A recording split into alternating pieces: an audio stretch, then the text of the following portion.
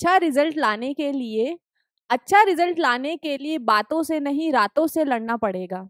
अच्छा रिजल्ट लाने के लिए बच्चों बातों से नहीं रातों से लड़ना पड़ेगा। तो आइए ऐसे ही लड़ते लड़ाते स्टार्ट करते हैं हम आज का हमारा सेशन।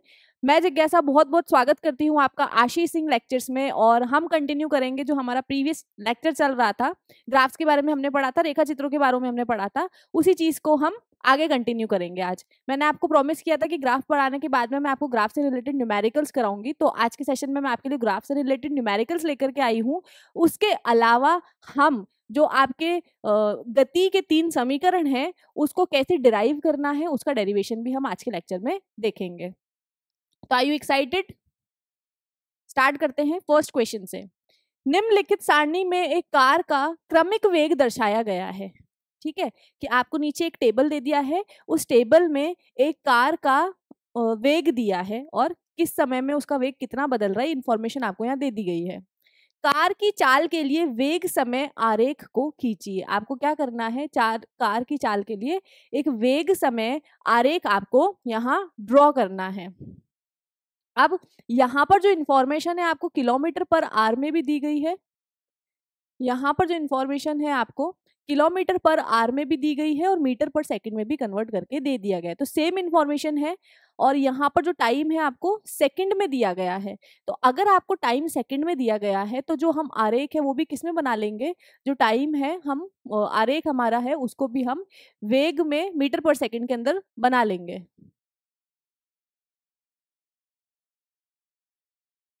देखो यहाँ पर समय सेकंड में है और हमारा जो वेग है वो भी मीटर पर सेकंड में ही आएगा, लेकिन हम इसे खुद से एक बार ड्रॉ करके देखते हैं।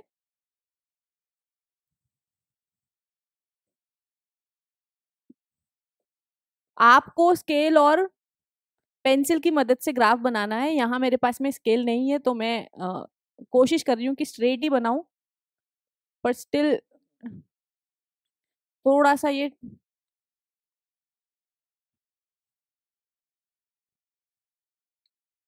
ये आपकी एक्स अक्ष होती है और ये आपकी वाई अक्ष होगी। ठीक है, हम मैंने आपको बोला था कि कभी भी हम ग्राफ बनाते हैं या फिर कोई भी आप ग्राफ पढ़ते हो तो उसमें एक्स अक्ष पर हमेशा समय दिया होता है। तो जो टाइम है हमारा एक्स अक्ष पर आ जाएगा, यहाँ पर हम हमारा समय लिखेंगे एक्स अक्ष पर, और समय जो है वो सेकंड में चल रहा है तो सेकंड लिख देंगे। यहाँ हम क्या लिखने वाले हैं, यहाँ हम वेग लिखेंगे। तो वेग हम लिख रहे हैं, यहाँ पर वेग की जो इन्फॉर्मेशन है मीटर पर सेकंड में रिप्रेजेंट कर रहे हैं तो उसको हम इस तरीके से लिख देंगे। देखो जब समय 0 है तो वेग भी 0 है। देखो यहाँ पर क्या चल रहा है 5, 10, 15, 20, 25, 30। तो जब मैं एक्स एक्सिस के ऊपर टाइम को बनाऊंगी तो उसके ऊपर मैं 5 मिनट्स का इंटरवल ले लूंगी, और यहाँ पर जो है 2.5 पे चल रहा है तो बिल्कुल ईजी हमारा ग्राफ बन जाएगा। टेंशन वाली बात ही नहीं है, कुछ सोचने की जरूरत ही नहीं है, सीधा प्लॉट करना है, क्योंकि जो वैल्यूज दे रखी है ऑलरेडी यूनिफॉर्म चल रही है। यूनिफॉर्म चल रही है मतलब लगातार चल रही है। ये 0, 5 सेकेंड्स में चल रहा है, 10, 15, 20, 25, 30 एंड बस 30 तक ही, 35 तक बना लेते हैं, कोई प्रॉब्लम नहीं है। ठीक है, ये 35 सेकेंड्स। टाइम ऑलरेडी लिख दिया है हमारा सेकेंड्स में चल रहा है, इसलिए हम टाइम को सेकेंड्स में लेंगे, और क्योंकि हम मीटर पर सेकंड वाली इन्फॉर्मेशन ले रहे हैं ना, इसीलिए। अगर आप किलोमीटर पर आर वाला बनाना चाहते हो तो बना सकते हो, लेकिन उसमें आपको ये जो समय है ना फिर इसको आर में कन्वर्ट करना पड़ेगा। आपको उसको डिवाइड करना पड़ेगा, उसके बाद में इसको आपको आर में कन्वर्ट करके फिर इन्फॉर्मेशन ड्रॉ करनी पड़ेगी यहाँ पर। ठीक है, तो यहाँ पर हमारा वेग कितना है, पहले 0 है, फिर 2.5 मीटर पर सेकेंड। ऑलरेडी यहाँ पर यूनिट लिख दी इसलिए मैं बार बार मेंशन नहीं करूंगी।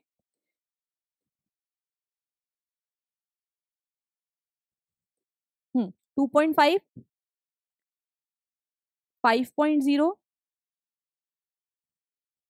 7.5, 10.0,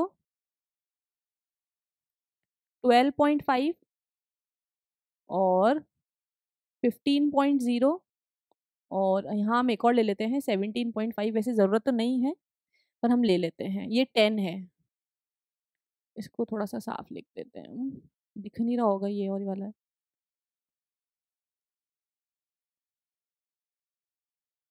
7.5 के बाद में 10.0 और इधर है हमारा 12.5, और 17.5 भी थोड़ा सा ठीक से लिख लेते हैं।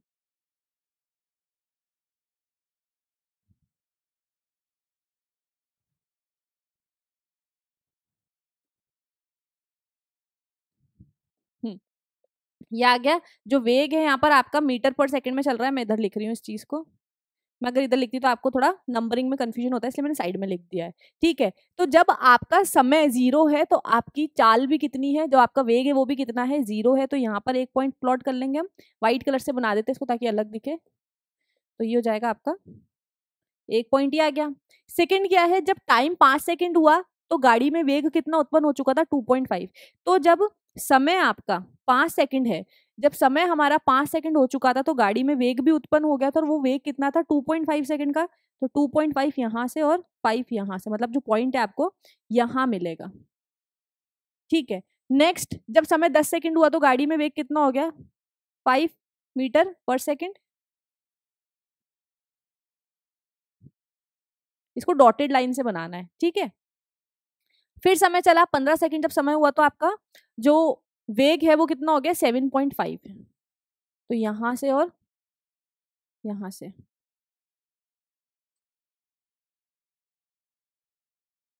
हम बाद में लाइंस को मिटा देंगे। मैं ये लाइंस अभी इसलिए बना रही हूँ ताकि जो पॉइंट है ना वो हमारे टेढ़े मेढ़े ना आए, क्योंकि यहाँ पर मेरे पास में कोई स्केल नहीं है। इस वजह से जितना एक्यूरेट मैं बना सकती हूँ उतने बनाने की कोशिश कर रही हूँ। 20 पर जो आपका वेग है वो हो गया 10 मीटर पर सेकंड,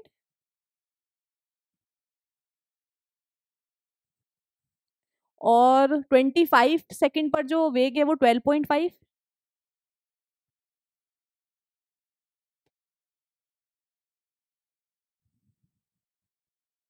उसके बाद में जब टाइम 30 सेकंड हुआ है तो आपका जो वेग है वो 15 हो गया है। तो 15 मीटर पर सेकंड वेग कब हुआ है, जब टाइम जो है हमारा 30 सेकंड हो गया। टाइम 30 सेकंड था तो वेग, अब इन सारे बिंदुओं को मिला दो। थोड़ा सा ये टेढ़ा हो गया है, लेकिन आपका जो ग्राफ है वो ऑलमोस्ट सीधा ही बनेगा, सीधा ही बनेगा। आप स्केल की मदद से बनाइएगा, बिल्कुल सीधी लाइन बनेगी आपकी। ठीक है, इस तरीके का ग्राफ आपको स्ट्रेट लाइन ग्राफ मिलेगा, मैंने आपको बताया था। और देखो टेबल से ही पता पड़ रहा है कि हर 5 सेकंड के अंदर जो गाड़ी के अंदर वेग है वो 2.5 मीटर पर सेकंड से बदल रहा है। तो यहाँ पर हमें दिख रहा है कि यहाँ पर जो वेग में परिवर्तन है वो समान है। हर निश्चित समय अंतराल के अंदर जो गाड़ी में वेग उत्पन्न हो रहा है वो मतलब बढ़ रहा है, वो समान न्यूमेरिकल से बढ़ रहा है। मतलब हर सेकंड के अंदर, हर 5 सेकंड के अंदर जो वेग है वो 2.5 मीटर पर सेकंड से इंक्रीज हो रहा है। तो जब आपका यूनिफॉर्म चलती है सारी चीजें, जब आपका वेग यूनिफॉर्म है, जब आपका जो वेग के अंदर परिवर्तन की दर है वो समान है, तो आपका जो ग्राफ बनेगा वो भी कैसा बनेगा, स्ट्रेट लाइन ग्राफ बनेगा।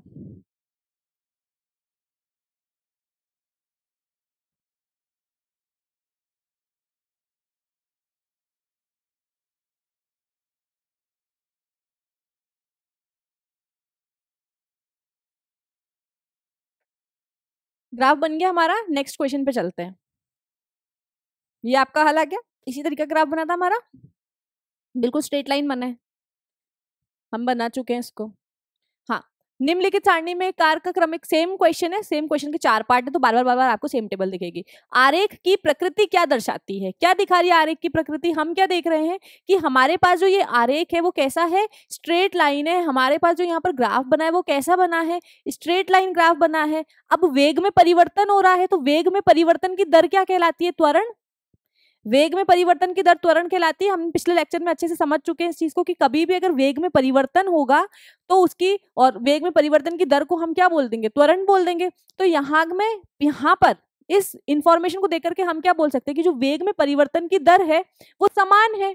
तो यहाँ पर त्वरण तो उत्पन्न हो रहा है, लेकिन वो त्वरण उत्पन्न उसमें कैसा होगा, वेग में परिवर्तन की दर जो है वो समान है, तो त्वरण जो उत्पन्न होगा वो कैसा होगा, यहाँ पर समान त्वरण जो है उत्पन्न होगा। मतलब हर पॉइंट के अंदर, हर पॉइंट के अंदर यहां से यहां पर भी आपका जो त्वरण होगा वो समान होगा, यहां से यहां पर भी समान होगा। आप निकाल करके कैलकुलेट करके देख लो। देखो, अगर मैं फर्स्ट केस को कंसीडर करूं ना, इतने से को फर्स्ट केस को अगर मैं कंसीडर करूं, वैसे आगे इसमें निकालना है तो परेशान होने वाली बात नहीं है, लेकिन फिर भी मैं आपको एक बार समझा देती हूँ। देखो, अगर मैं इन दो पॉइंट्स के बीच का इसका एक्सेलरेशन निकालने की कोशिश करूंगी ना, त्वरण निकालने की कोशिश करूंगी, तो ये आपका हो जाएगा, इनिशियल वेलोसिटी मतलब प्रारंभिक वेग को हम u से दर्शाते हैं, और ये हो जाएगी फाइनल वेलोसिटी जिसको हम अंतिम वेग बोलते हैं, उसको हम v से दर्शाते हैं। ये हो जाएगा आपका प्रारंभिक समय, और ये हो जाएगा अंतिम समय। तो हमें क्या पता है एक्सेलरेशन कितना होता है, वेग में परिवर्तन की दर। तो वेग में परिवर्तन कितना आया है, 2 नहीं आएगा यहाँ पर, वेग में परिवर्तन कितना आया है, वेग में परिवर्तन आया v माइनस यू, और समय कितना लगा है t2 माइनस t1। तो पहले v 5.0 माइनस 2.5, और समय कितना लगा है हमें 10 माइनस 5। तो ये कितना हो जाएगा 2.5 अपॉन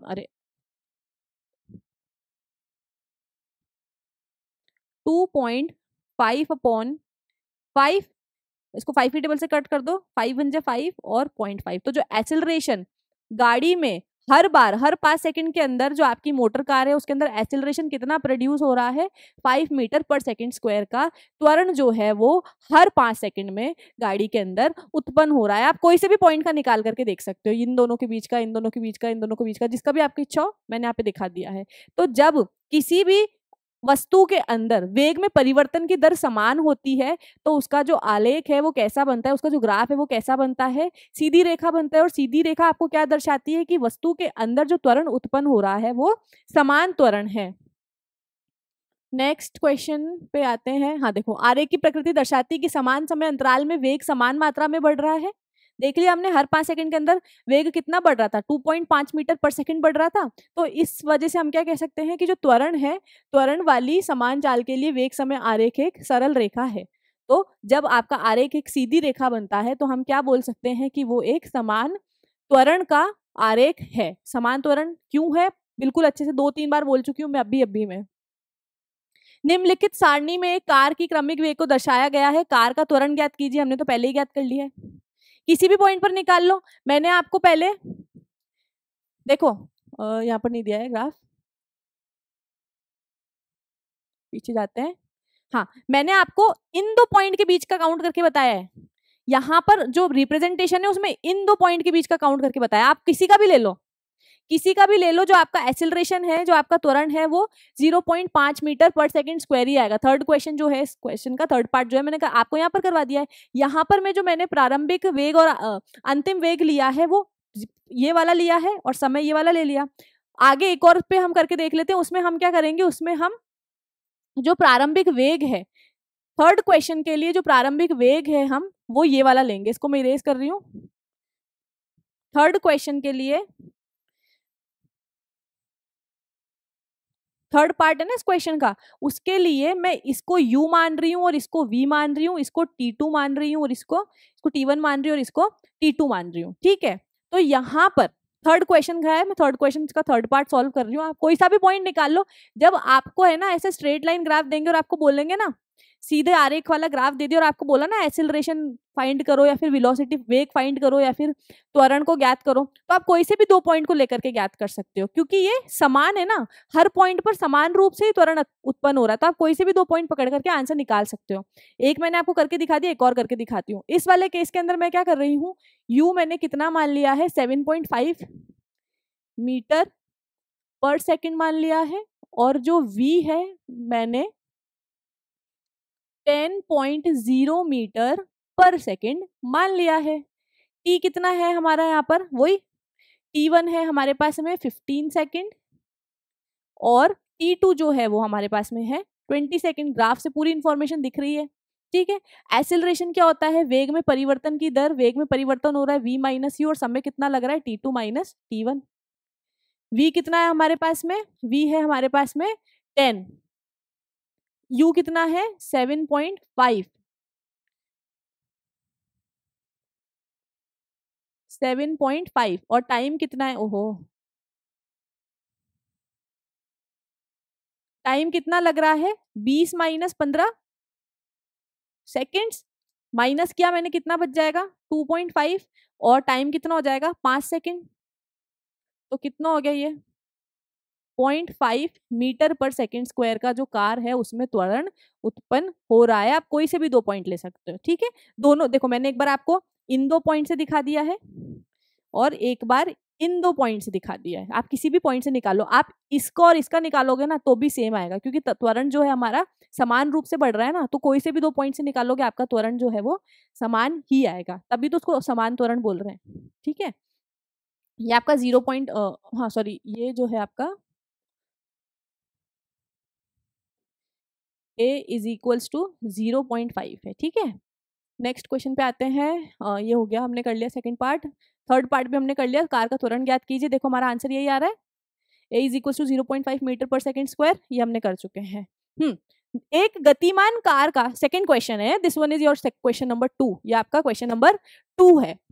2, एक गतिमान कार का चाल समय आरेख नीचे दिया गया है, इस आरेख का प्रयोग करते हुए परिकलन कीजिए। मतलब आपको इंफॉर्मेशन जो है ग्राफ के रूप में दी है, अब ग्राफ को देख करके जो जो भी इसने क्वेश्चन हमसे पूछे हैं हम उसका आंसर यहाँ पर करेंगे। प्रथम 2 घंटे तथा अंतिम 2 घंटों में त्वरण ज्ञात कीजिए। भाई त्वरण तो हम ज्ञात कर लेंगे, यहाँ पर आपको वेग की जगह गति लिख करके दे दिया है तो कोई दिक्कत वाली बात नहीं है, वेग की जगह गति लिख करके दे दिया, कोई दिक्कत वाली बात नहीं है।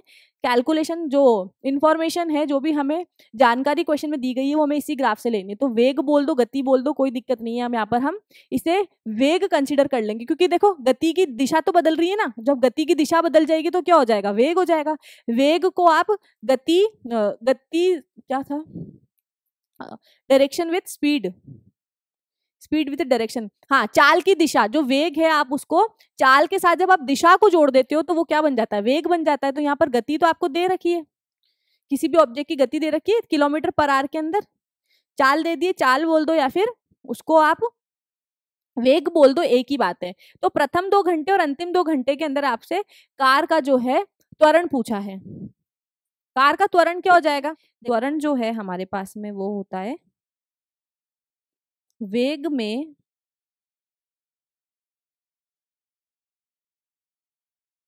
परिवर्तन।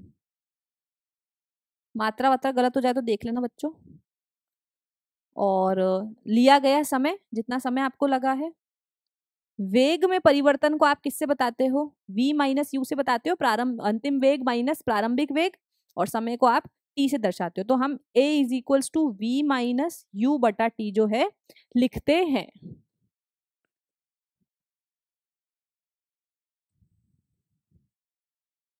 ये हमारे पास में फॉर्मूला रहता है। अब इसने क्या बोला है, प्रथम 2 घंटे, तो प्रथम 2 घंटे कौन सा हो जाएगा, 0 से 2 के बीच का। 0 से 2 घंटे के बीच में इसने कितनी दूरी ट्रेवल करी है, देखो 0 से 20 शुरू हो रहा है, इसमें बीच में एक आपको खाली प्लेस दिया हुआ है, तो हम क्या कह सकते हैं कि 0 से 10 के बीच में क्या आएगा, 0 से 20 के बीच में क्या आएगा, 0 से 20 के बीच में आ जाएगा आपका 10। तो यहाँ पर इसको 10 बोल देंगे, 0 10 20 और इधर क्या आ जाएगा 30। मतलब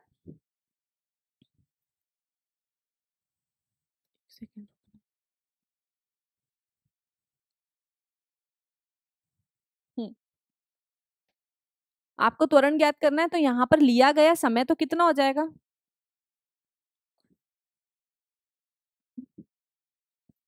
तो आपको इन दोनों के अंदर आपको क्या करना है, त्वरण फाइंड आउट करना है, त्वरण को निकालना है। तो देखो लिया गया समय कितना है, 0 से 2 घंटे के बीच में, और 0 से 2 घंटे के बीच में इसकी गति में परिवर्तन कितना हुआ है। तो हम देख रहे हैं कि इसने 0 से चालू किया था और 30 किलोमीटर पर आवर पर इसने खत्म कर दिया है। तो क्या इस ग्राफ को देख करके मैं ये बोल सकती हूँ कि शुरुआत के 2 घंटे में इसको अच्छे से लिख लेते हैं हम, कि शुरुआत के 2 घंटे के अंदर जो कार है,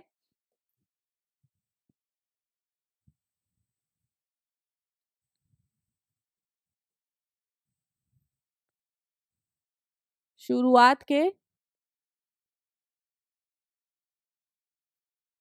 2 घंटों में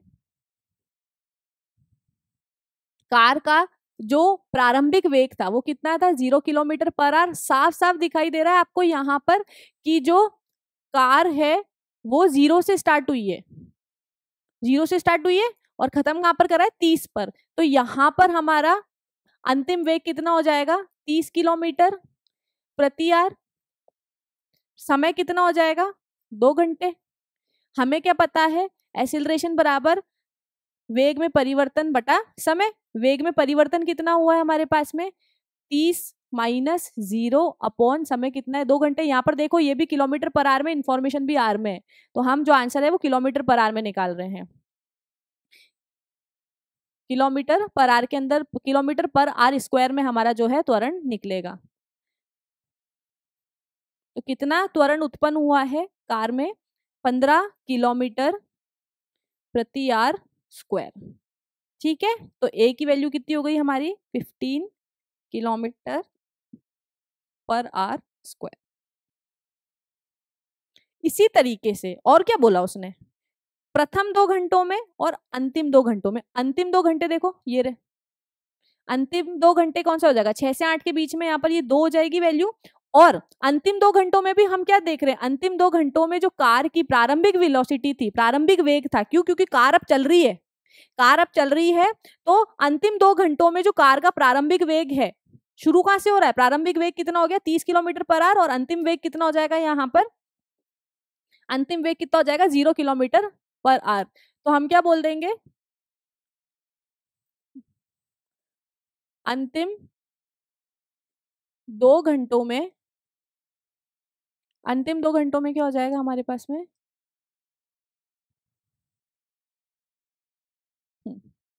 कार का जो अंतिम अंतिम वेलोसिटी तो कितनी हो जाएगी उसकी?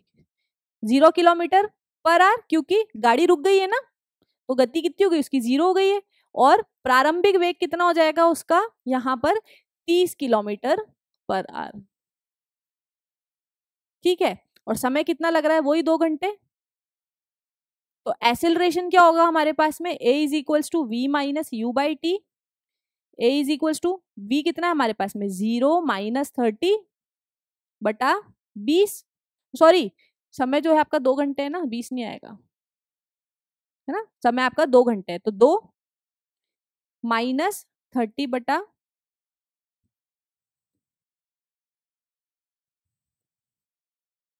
तो आपका जो त्वरण उत्पन्न हुआ है वो क्या हो गया है? माइनस में आ रहा है। और जब त्वरण माइनस में आता है तो हम क्या बोलेंगे कि जो हमारी वस्तु है, माइनस वाले त्वरण को हम क्या बोलते हैं? मंदन बोलते हैं। कि तो हमारी जो वस्तु है उसमें मंदन हुआ है, और मंदन कितना हुआ है? रिटार्डेशन जिसे इंग्लिश में बोलते हैं। तो मंदन कितना हुआ है? -15 किलोमीटर पर आवर का जो है कार की गति में मंदन हुआ है। शुरुआत के 2 घंटों में उसका जो एक्सीलरेशन था, उसका जो त्वरण था वो धनात्मक था, मतलब कार का जो त्वरण है वो बड़ा है, और अंतिम 2 घंटों में कार का जो त्वरण है वो घटा है। बड़ा कितना था? 15 किलोमीटर पर आवर स्क्वायर से, और मंदन कितना हुआ है? माइनस का 15 किलोमीटर पर आवर से। सिंपल सी कैलकुलेशन है, इन्फॉर्मेशन निकाली हमने ग्राफ से, इन्फॉर्मेशन एक्सट्रैक्ट की, उसको निकाला, इन्फॉर्मेशन को बोर्ड पे लिखा और सूत्र में रख दिया, तो हमारा उत्तर आ गया। देखो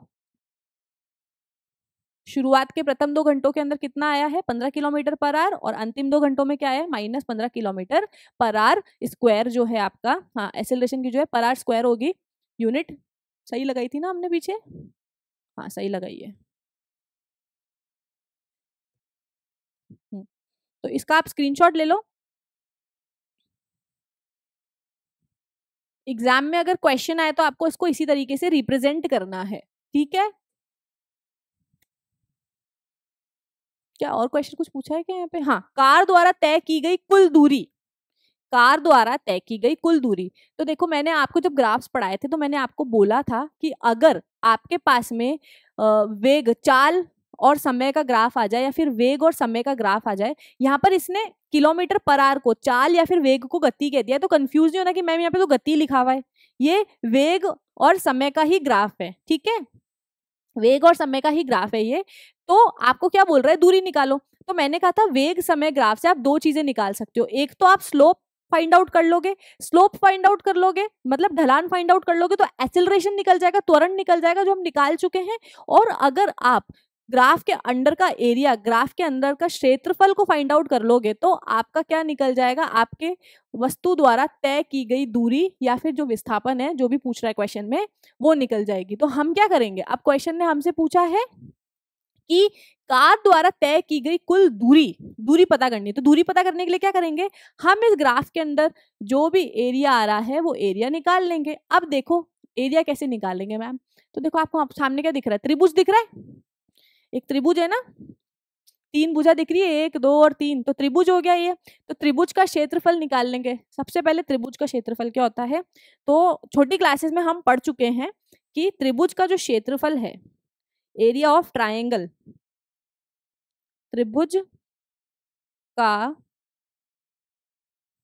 क्षेत्रफल कितना होता है बच्चों, हाफ इंटू आधार इंटू ऊंचाई, यही होता है। अभी 9th क्लास में आपने हीरोन्स फॉर्मूला भी पढ़ लिया है, लेकिन अब वो इतना बड़ा प्रोसेस तो हम यहाँ करेंगे नहीं ना, हम हाफ इंटू बेस इंटू ऊंचाई वाला सूत्र यहाँ लगाएंगे। तो देखो आधार क्या है इस त्रिभुज का, ये त्रिभुज है, इसका आधार क्या हो जाएगा, ये इसका आधार हो जाएगा, एक्स अक्ष इसकी आधार हो जाएगी। और इस त्रिभुज की ऊंचाई, ऊंचाई कौन सी लेंगे, ये वाली 90 डिग्री पे जो होती है ना उसको लेते हैं, तो ये इसकी हाइट हो जाएगी, ऊंचाई हो जाएगी, ये येलो वाली इसकी ऊंचाई हो जाएगी। तो पहले निकाल लेते हैं। तो हमें क्या दिख रहा है, यहाँ आधार किस पर दिया हुआ है, समय की अक्ष पर आपका आधार दिया हुआ है। तो आधार कितना है, 0 से 8 तक, 0 से 8 तक। तो टोटल टाइम कितना हो गया है हमारे पास में, 8 घंटे हो गया है समय। और ऊंचाई कितनी हो गई है, तो देखो 0 से शुरू हो रही है और मैक्स टू मैक्स कहां तक जा रही है, 60 तक जा रही है ना, 60 तक जा रही है। तो ऊंचाई कितनी हो जाएगी हमारे पास में, ऊंचाई हो जाएगी हमारे पास में 60 किलोमीटर प्रति आर। यहां से देख लिया हमने हमारा आधार कितना है, दूरी को हम एस से रिप्रेजेंट करते हैं, ऐसे दर्शाते, तो एस लिख दूंगी, यहाँ लिख लेते हैं। जो हमारी दूरी है वो हम एस से दर्शाएंगे, हाफ, तो हाफ। आधार कितना है हमारे पास में, आधार है 8 घंटे, और ऊंचाई कितनी है 60 किलोमीटर। तो हमारी दूरी जो है वो कितनी आ गई है, 240 किलोमीटर जो है हमारी दूरी हो गई है। वस्तु द्वारा, पिंड द्वारा या कार द्वारा तय की गई दूरी कितनी हो गई, 240 किलोमीटर हो गई। वापस से बता रही हूँ क्या किया है मैंने, ग्राफ में दिया, त्वरण निकालने के लिए बोलता, निकाल दिया, क्योंकि वेग समय ग्राफ का ढलान निकालूंगी तो मुझे त्वरण पता लग जाएगा। अब क्वेश्चन बोल रहा है दूरी निकालो, तो दूरी निकालने के लिए मैंने आपको क्या बोला था, दूरी निकालने के लिए हम क्या करते हैं, क्षेत्रफल निकाल देते हैं। ग्राफ के अंदर जितना भी एरिया आ रहा है उसका क्षेत्रफल निकाल देते हैं। यह देख रही हूँ मुझे एक त्रिभुज दिख रहा है, त्रिभुज का क्षेत्रफल होता है हाफ इंटू ऊंचाई इंटू लंब, नहीं, आधार इंटू ऊंचाई। तो यहाँ आधार कितना हो गया, 8 घंटे, एक्स अक्ष पर आधार हो गया, और ऊंचाई कितनी हो गई, 60 किलोमीटर प्रति आर। इन्फॉर्मेशन लिखी, फॉर्मूले में लगा दी मैंने यहाँ और कट कर दिया, आंसर आ गया 240 किलोमीटर। मतलब वस्तु द्वारा तय की गई दूरी कितनी हो गई इस केस में, 240 किलोमीटर हो गई है। नेक्स्ट देखते हैं, यही उत्तर आ रहा है ना आपका, यही तो किया हमने, तय की गई दूरी त्रिभुज का क्षेत्रफल, हाफ इंटू आधार इंटू ऊंचाई, फॉर्मूले में रखा। अब देखो ये किलोमीटर कैसे आ रहा है, ये भी देख लो आप, 8r मल्टीप्लाई बाय 60 किलोमीटर प्रति आर। तो इस आर से आर कट जाएगा वैसे भी, तो देखो यहाँ पर जो आंसर है वो भी यूनिट भी देखो, यूनिट से यूनिट भी कट जाती है, तो यहाँ पर जो उत्तर है वो आपका 60 किलोमीटर, सॉरी मल्टीप्लाई करेंगे तो आपका जो उत्तर है वो 240 किलोमीटर ही आएगा। इधर हाफ भी लगा दो। क्वेश्चन को आपको इस तरीके से एग्जाम में रिप्रेजेंट करना है, ठीक है। कार की औसत चाल या औसत गति बताइए, औसत चाल या औसत गति कितना होता है, ठीक है, गति या चाल, चाल का सूत्र कितना है, चाल बराबर दूरी बटा समय। औसत चाल निकालने के लिए क्या पढ़ लिया था हमने भाई, अगर औसत शब्द जोड़ दिया है, औसत चाल निकालने के लिए कुल दूरी बटा कुल समय, कुल दूरी बटा कुल समय। कुल दूरी कितनी है, 0 से 60, नहीं दूरी कितनी निकाली है, तो हमारे को गति दी हुई है ना, ये तो वेग दिया हुआ है। दूरी कितनी दी हुई है हमारे को, यहाँ पर हमने निकाला है कि वस्तु द्वारा तय की गई दूरी कितनी है, 240 किलोमीटर, और समय कितना लग रहा है, 8 घंटे का लग रहा है। तो ठीक है, पिछले प्रश्न से हमें पता है, पिछले प्रश्न से, थोड़ी अच्छी राइटिंग नहीं है, इसको थोड़ा ठीक लिखते हैं ना,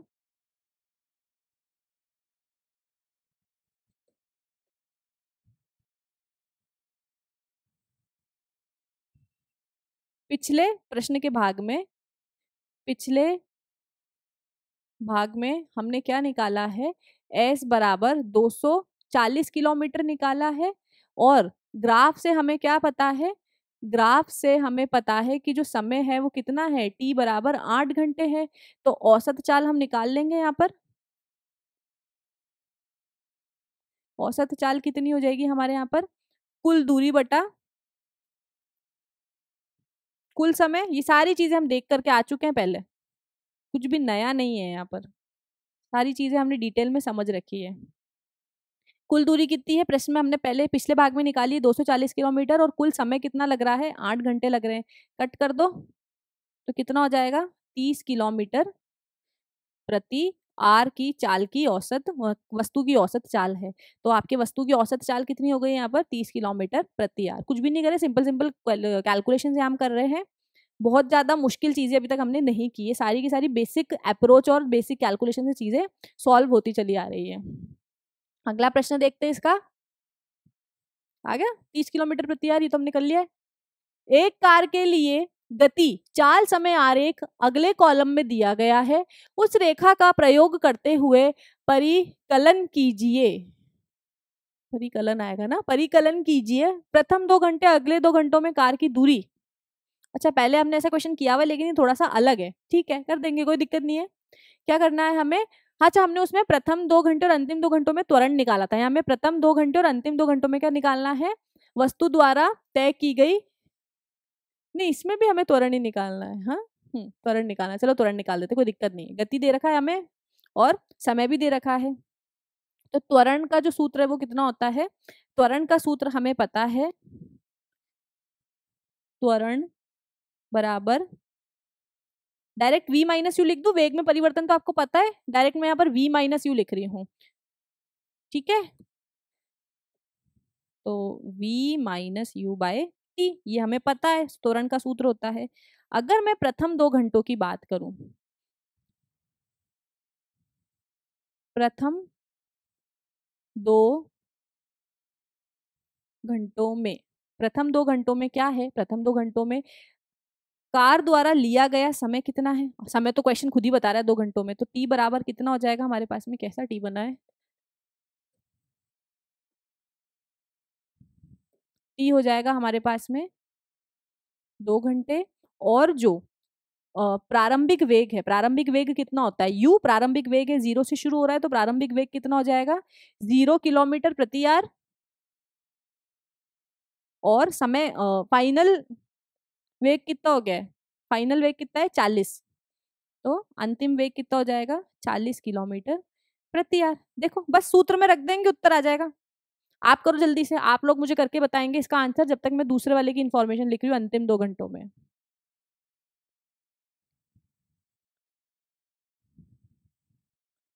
अंतिम 2 घंटों में, अंतिम 2 घंटों में कितनी दूरी तय कर रही है कार, समय तो वही, वो कितना वेग में कितना परिवर्तन आ रहा है कार के,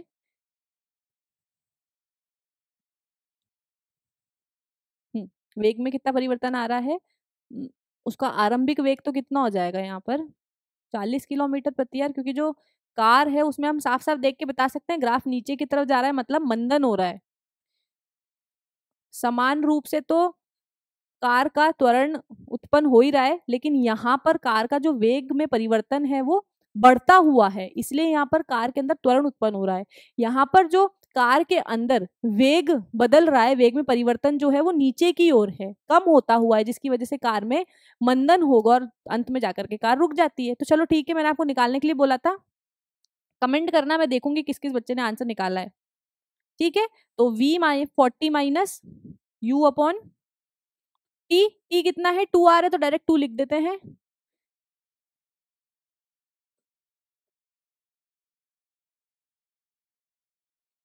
यहाँ पर यू की जगह भी 0 लिखना है।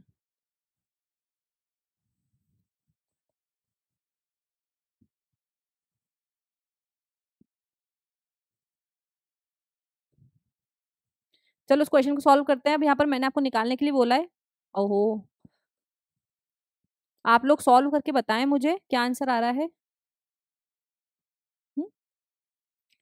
v minus U by T, v कितना है हमारे पास में 40 माइनस 0/2r। तो 40/2 कितना होता है, 40/2 होता है हमारे पास में 20 किलोमीटर प्रति आर स्क्वायर। एक्सीलरेशन जो है या फिर कार में जो त्वरण उत्पन्न हुआ है वो कितना हुआ है, कार में उत्पन्न हुआ त्वरण है 20 किलोमीटर प्रति आर स्क्वायर। अंतिम वाले के लिए भी यही कर देंगे, v माइनस यू बटा टी। v कितना है हमारे पास में 40, u कितना है हमारे पास में, नहीं v तो हमारी कार रुक गई है ना, नीचे की ओर जा रही है, कार में मंदन हो रहा है, मंदन हो रहा है मतलब हमारी जो इनिशियल वेलोसिटी वो 0 है, प्रारंभिक वेग जो है वो हमारा 40 किलोमीटर है, सॉरी प्रारंभिक वेग जो इनिशियल वेलोसिटी वो 40 किलोमीटर प्रति आवर है, और जो फाइनल वेग है वो 0 है। तो देखो यहाँ पर हम v की जगह 0 लिख देंगे और u की जगह 40। समय लग रहा है 2 घंटे,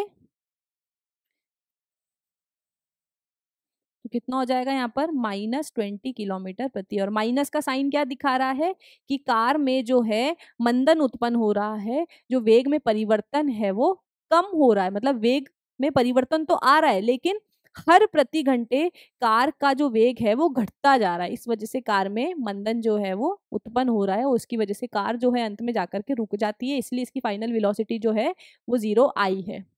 सिस्टमेटिकली कैसे रिप्रेजेंट करेंगे, तो सिस्टमेटिकली हम ऐसे रिप्रेजेंट करेंगे, इसका एसेस ले लो। और क्वेश्चन यहाँ पे तो समझ में आ गया है, लेकिन जब तक खुद के हाथ से क्वेश्चंस नहीं करोगे ना तब तक कॉन्फिडेंस नहीं आएगा। एग्जाम में परफॉर्म करने के लिए कॉन्फिडेंस चाहिए होता है, बहुत सारी प्रैक्टिस चाहिए होती है, और बहुत सारी प्रैक्टिस करोगे तभी कॉन्फिडेंस आएगा, तभी आपकी जो कैलकुलेशंस है ना वो प्रिसाइज होंगी और अच्छी होती जाएगी। नहीं तो अगर आप सिर्फ ऐसे देख करके चले जाते हो ना तो क्वेश्चन पढ़ते ही कंफ्यूज हो जाते हो, भले आपको आता होगा लेकिन लैक ऑफ प्रैक्टिस, प्रैक्टिस की कमी के कारण आप क्वेश्चन ना चाहते हुए भी गलत कर देते हो। तो प्रैक्टिस हमें करनी है। कार द्वारा तय की गई कुल दूरी, ठीक है, देखो दूरी, अभी ऐसा क्वेश्चन हम करके आ चुके हैं, हम क्या करेंगे यहाँ पर क्षेत्रफल निकाल लेंगे। तो क्षेत्रफल निकालने के लिए आप क्या कर सकते हैं, देखो इसका जो उत्तर है ना मैं 2 तरीकों से निकाल सकती हूँ।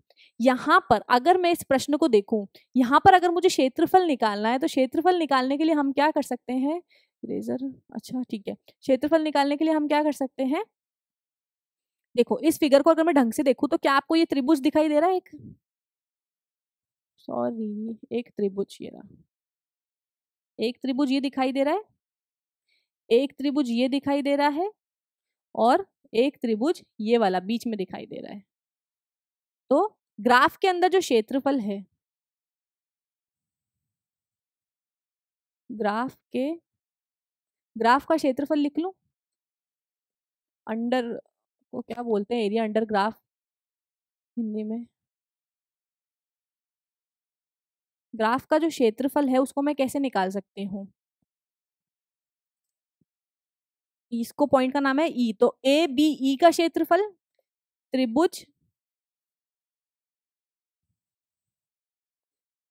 ए बी और ई का क्षेत्रफल,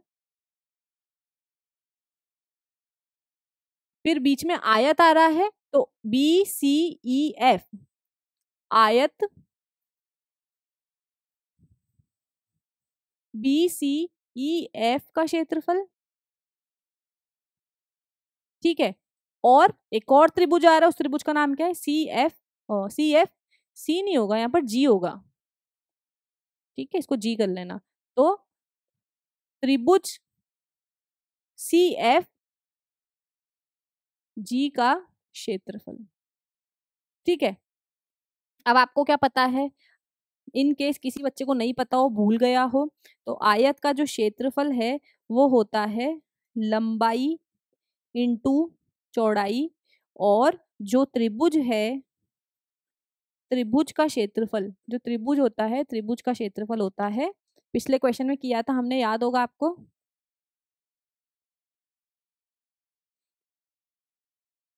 त्रिभुज का जो क्षेत्रफल है वो होता है हाफ इंटू आधार इंटू ऊंचाई, ठीक है। तो यहाँ पर अगर मैं इस त्रिभुज को देखती हूँ तो इस त्रिभुज की ऊंचाई कितनी हो गई है, इस त्रिभुज की ऊंचाई हो गई है 0 से 40। तो यहाँ पर त्रिभुज की ऊंचाई कितनी हो जाएगी हमारे पास में, पहले तो क्वेश्चन में से चलो हमको समझ में तो आगे करना क्या है, पर डेटा भी तो होना चाहिए ना चीजों को सॉल्व करने के लिए। तो त्रिभुज की, दोनों त्रिभुज की ऊंचाई समान ही है ना, तो दोनों त्रिभुज की जो ऊंचाई है वो कितनी हो जाएगी, 40 हो जाएगी। और त्रिभुज का जो आधार है कितना हो गया, 2, और इधर भी कितना हो जाएगा, 8 माइनस 6 2, तो त्रिभुज का आधार कितना हो जाएगा, त्रिभुज का आधार जो है आपका 2 हो जाएगा। ठीक है, उसके बाद में ये आयत अगर मैं देखूं तो आयत की लंबाई कितनी हो गई है, यहां नहीं लिखते, ऊपर लिख लेते हैं हम, है ना।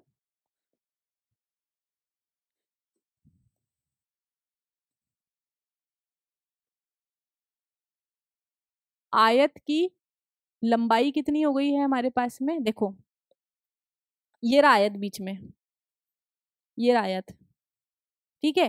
तो 6 पर खत्म हो रहा है, 2 से शुरू हो रहा है, तो आयत की लंबाई कितनी हो जाएगी, 6 माइनस 2 बराबर 4।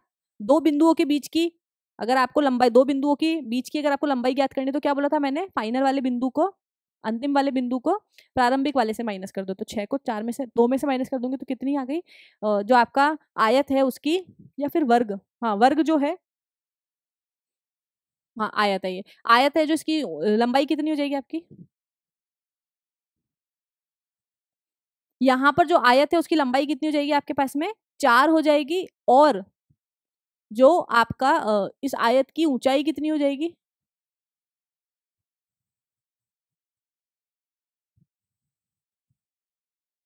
आयत की ऊंचाई कितनी हो जाएगी आपके पास में, वो भी सीधा सीधा कितनी हो रही है, यहाँ से 0 से स्टार्ट हो रही है और 40 तक जा रही है, तो कितनी हो जाएगी, 40। ठीक है, फॉर्मूले में पुट कर देते हैं, आधार इंटू ऊंचाई प्लस लंबाई इंटू चौड़ाई,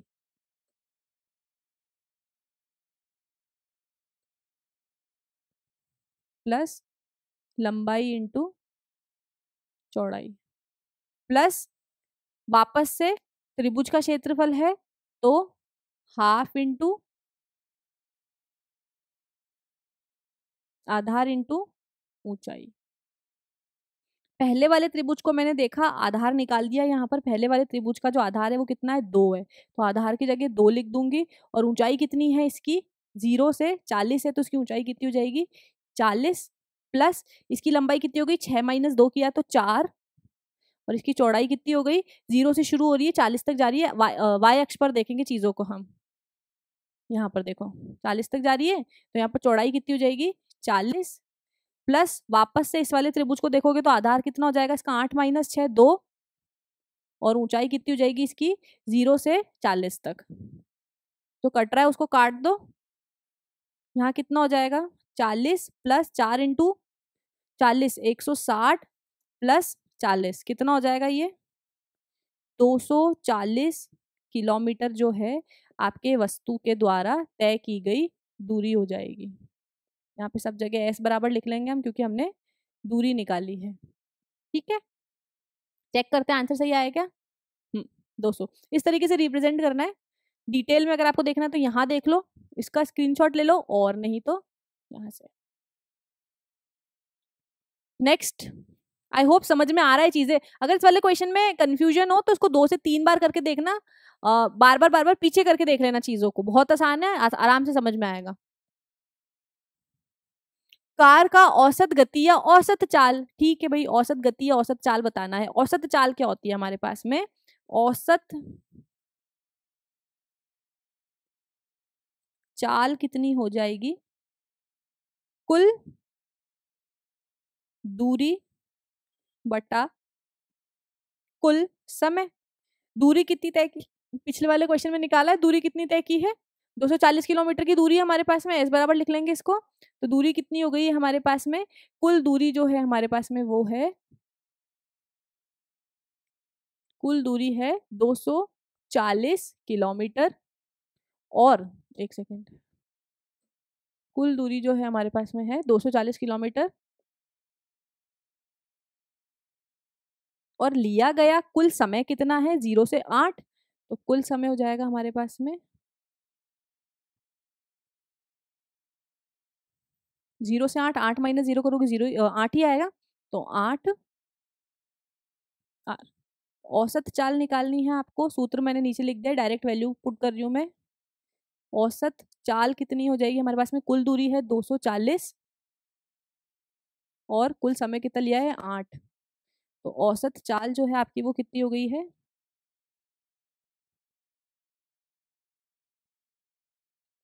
30 किलोमीटर प्रति आवर। औसत चाल कितनी हुई है आपकी, औसत चाल हो गई आपकी 30 किलोमीटर प्रति आवर।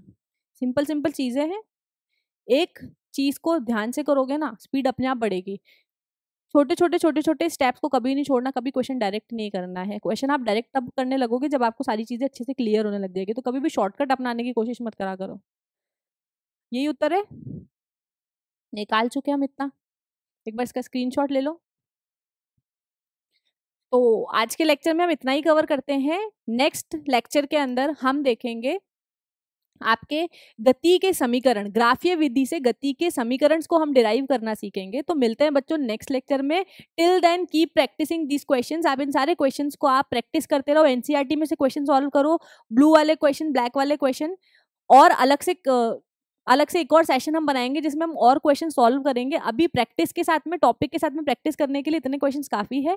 अलग से एक और सीरीज में बनाऊंगी जिसके अंदर हम पूरे एनसीईआरटी के क्वेश्चंस को सॉल्व करेंगे। तो मैं चाहती हूँ मुझसे पहले आप वो क्वेश्चन सॉल्व करके रखें, और फिर हम जब साथ में सॉल्व करेंगे तो हम हमारे आंसर्स और मैथड को मैच करेंगे। टिल देन बच्चों बाय बाय, मिलते हैं आपसे नेक्स्ट लेक्चर में।